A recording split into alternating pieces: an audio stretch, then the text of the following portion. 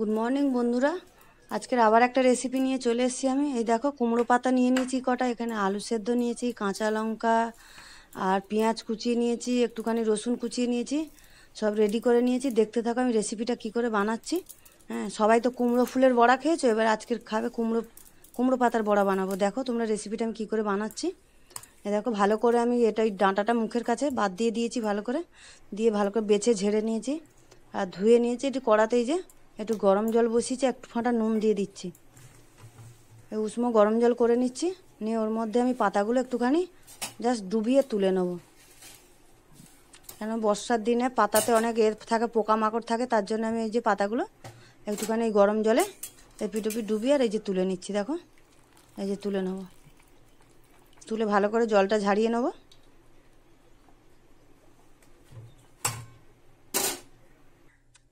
এই যে তুলে নিয়েছি, এদিকে জলটা ফেলে আবার কড়াটা পরিষ্কার করে আর হচ্ছে আমি কড়া বসিয়ে দিয়েছি।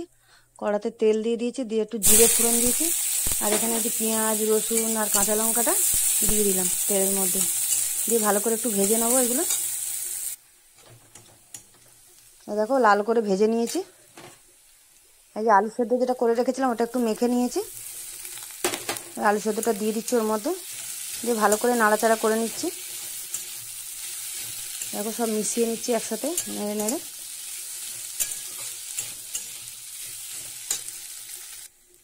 এই সব মিশিয়ে নিচ্ছি, এরপরে আমি মশলাগুলো দিয়ে দেবো।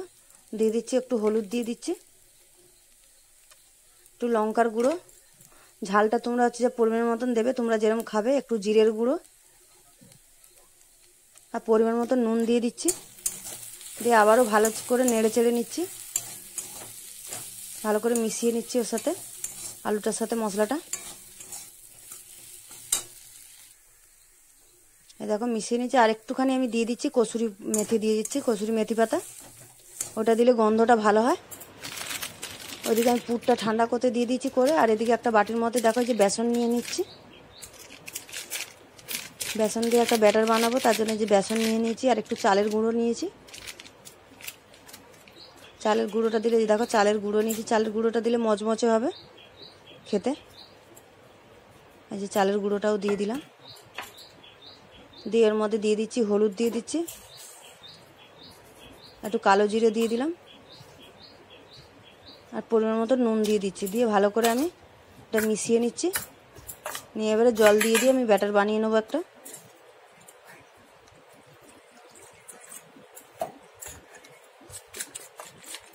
অল্প অল্প জল দিয়ে ব্যাটারটা বানিয়ে নেব।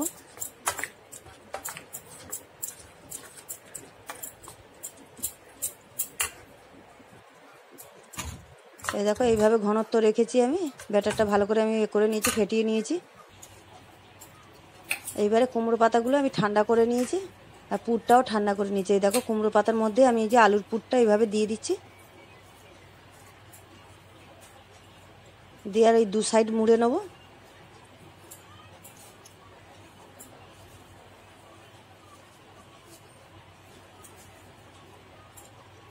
এই দেখো, এইভাবে মুড়ে নিলাম, পরপর আমি এইভাবে রেডি করে নেবো সব কটা।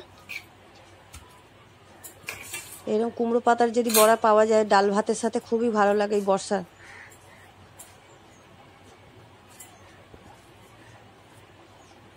দেখো, এইভাবে মুড়ে নিচ্ছি সব কটা, আমি এইভাবে বানিয়ে নেব। এদিকে কড়াও বসিয়ে দিয়েছি, কড়াতে তেল দিয়ে দিচ্ছি, সাদা তেল। দেখো, সব কটা আমি বানিয়ে নিয়েছি। এবারে এই যে ব্যাটারটার মধ্যে আমি ডোবাচ্ছি, ডুবিয়ে এইভাবে দিয়ে দেবো আমি।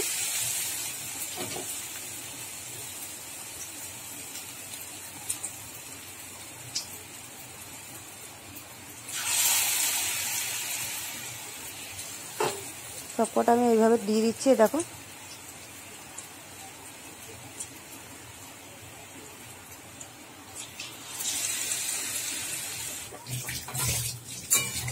এক পিঠ হয়ে গেছে, আমি উল্টে দিচ্ছি, লাল লাল করে এরকম করে ভেজে নেব।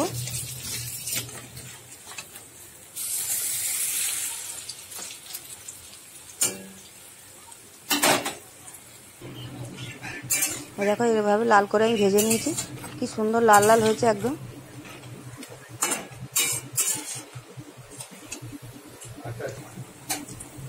আবারও সব কয়েক দিয়ে দিলাম, দিয়ে উল্টে দিচ্ছি।